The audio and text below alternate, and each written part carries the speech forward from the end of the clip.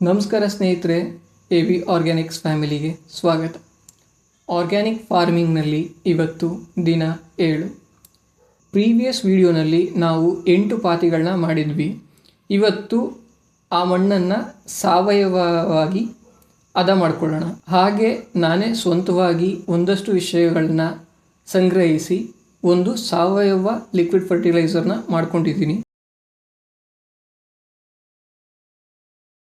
ನನಗೆ ತಿಳಿದ ಹಾಗೆ ಎಲ್ಲರೂ ಜೀವಾಮೃತ ಅಥವಾ ಬೇರೆ ರೀತಿ ಆರ್ಗ್ಯಾನಿಕ್ ಫರ್ಟಿಲೈಸರ್ನ ಡ್ರಮ್ನಲ್ಲಿ ಮಾಡಿಟ್ಟು ತಂದು ಡೈರೆಕ್ಟಾಗಿ ಸಸ್ಯಕ್ಕೆ ನೀಡ್ತಾರೆ. ಆದರೆ ನಾನು ಒಂದು ಹೊಸ ಪ್ರಯೋಗ ಮಾಡೋಣ ಅಂತ ಹೇಳಿ ಮಡಿ ಅಥವಾ ಪಾತಿ ಏನಿದೆ ಅದನ್ನು ಹದವಾಗಿ ಅಗೆದು ಭೂಮಿಗೇನೆ ಡೈರೆಕ್ಟಾಗಿ ಸಗಣಿ ಮತ್ತು ಲಿಕ್ವಿಡ್ ಫರ್ಟಿಲೈಸರ್ನ ಹಾಕಿ ಕಂಪ್ಲೀಟಾಗಿ ಭೂಮಿಗೆ ಈ ರೀತಿ ಸೇರಿಸ್ತಿದ್ದೀನಿ.